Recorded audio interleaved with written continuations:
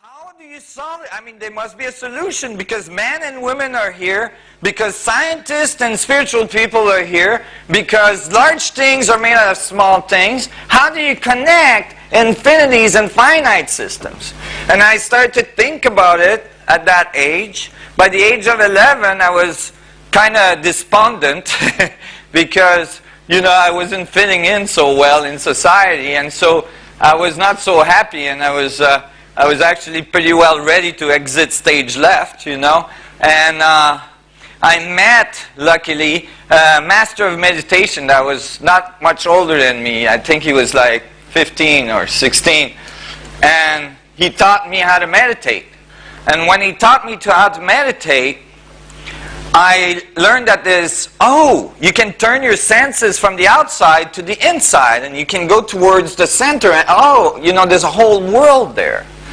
And as I thought about that, I thought, maybe the solution between infinities and finite system is that there's stuff going in and that there's stuff going out, and the two, you know, meet and create boundary conditions that we think are finite boundaries.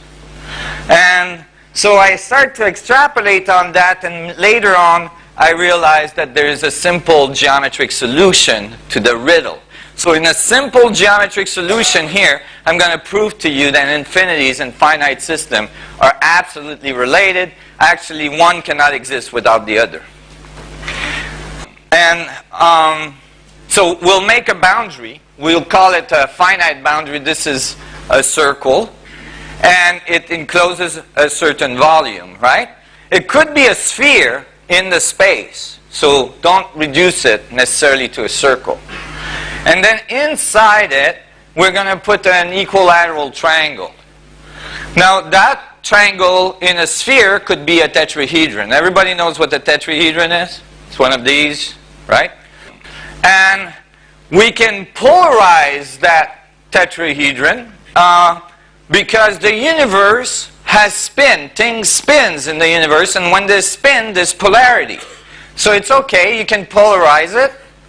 So you can polarize the triangle. And interestingly, right away, you got an ancient symbol that you can find in many, many different cultures all around the world, although it's best known by the Jewish culture as the Star of David or the Star of Zion.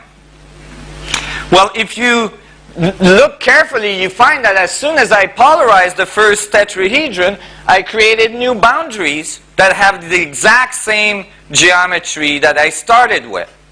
Except these boundaries are one step smaller, right? They're one gradient or one iteration smaller.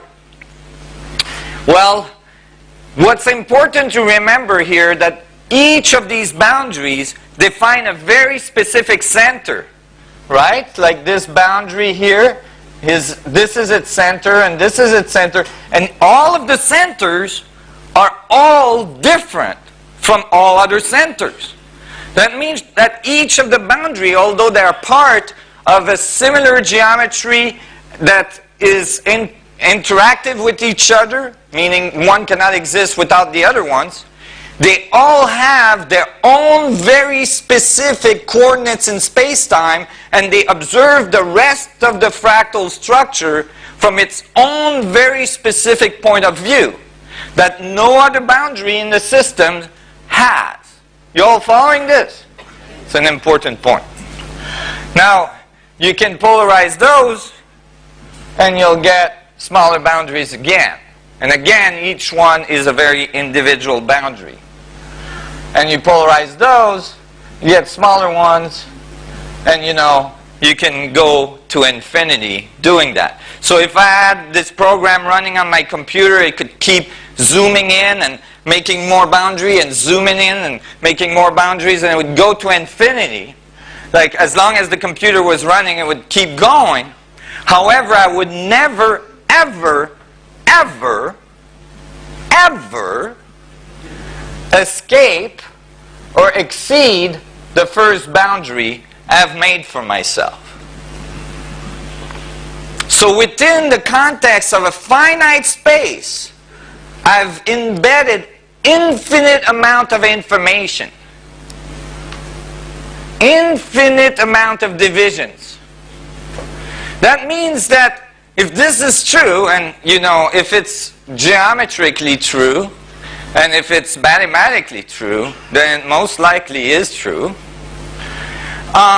You could take the boundary of any of your atoms, or the boundary of your cells, and divide them and divide them and divide it to infinity, meaning that you have an infinite amount of information, an infinite amount of divisions within yourself.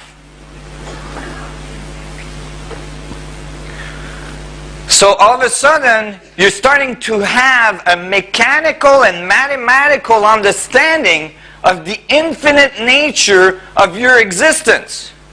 It's no longer just a metaphysical concept. It's no longer a belief or a dogma. It's actually a mathematical equation.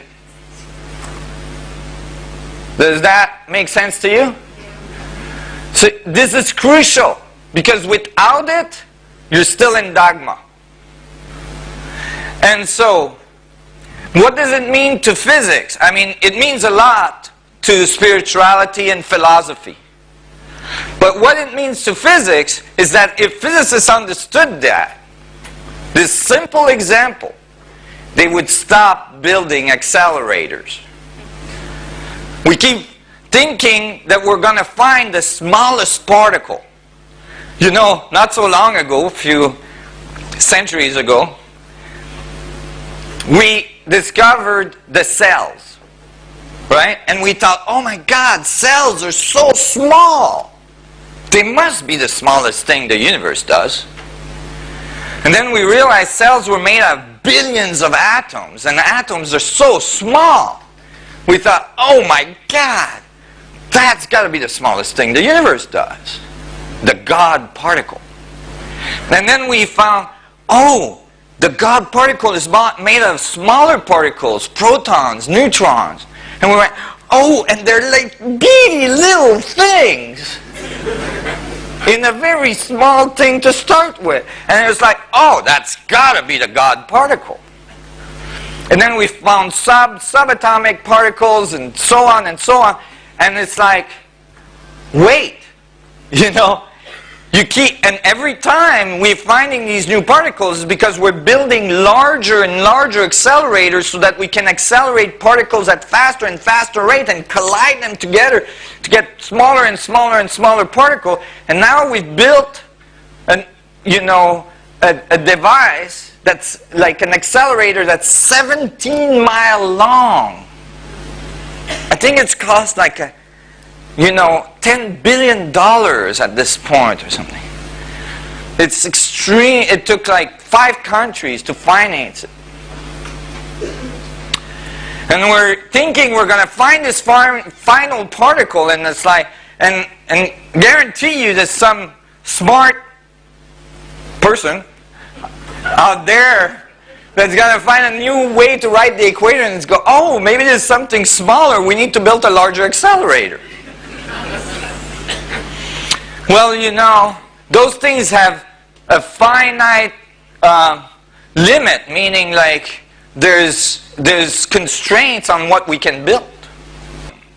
So maybe instead of looking for a fundamental particle, a God particle, we should start looking for a fundamental pattern of division. Because if we understood the pattern, then we would understand how the universe creates. We would have the key to the divisions of the space that produce our reality. We would have the key to creation. That could be fairly useful.